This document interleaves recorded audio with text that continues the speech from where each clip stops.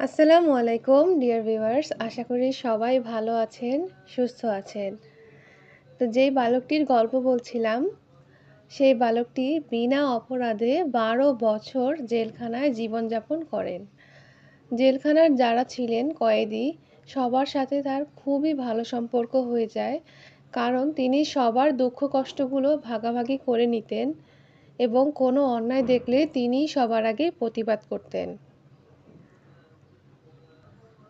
বালকটি স্বপ্নের খুবই ভালো ব্যাখ্যা দিতে পারতেন। কয়েদিদের মধ্যে ২ জন ২টি স্বপ্ন দেখে। তখন তার কাছে এসে বলে, একজন স্বপ্নে দেখতে পায় যে একজন আঙ্গুরের রস বের করে বাদশাকে খাওয়াচ্ছেন। আরেকজন স্বপ্নে দেখতে পায় যে তার মাথার উপরে অনেকগুলো রুটি, সেগুলো পাখি এসে খাচ্ছে। তখন উনি দুজনের স্বপ্নেরই খুব ভালো ব্যাখ্যা দেন। যিনি দেখেছিল যে আঙুরের রস বাচ্চাকে খাওয়াচ্ছেন, উনি মুক্তি পেয়ে যাবেন কিছুদিনের মধ্যে এবং আগের পেশায় চলে যাবেন। আর আরেকজন যিনি দেখেছিল যে তার মাথার উপরে পাখিরা রুটি খাচ্ছে, ওনাকে শূলবিদ্ধ করে মেরে ফেলা হবে এবং ওনার মাথা পাখিরা এসে খেয়ে ফেলবে।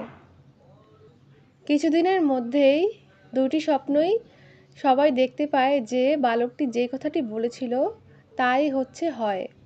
তখন সবাই তার প্রতি আনুগত্য পোষণ করে। তো ইউসুফ আলাইসাল্লামের ঘটনা থেকে আমরা দেখতে পাই যে ইউসুফ আলাইসাল্লাম কিন্তু অনেক ধৈর্যের অধিকারী ছিলেন এবং তিনি কিন্তু জুলেখার কুপ্রস্তাবে রাজি হননি। তিনি সৎ চরিত্রের অধিকারী ছিলেন এবং সুদর্শন ছিলেন, আর তিনি কিন্তু তার কোনো ভাইয়ের প্রতি প্রতিশোধ নেননি।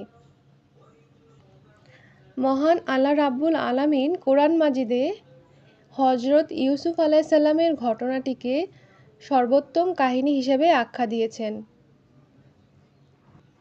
ইউসুফ আলাইসাল্লামের জীবনী থেকে আমাদের অনেক কিছু শেখার রয়েছে।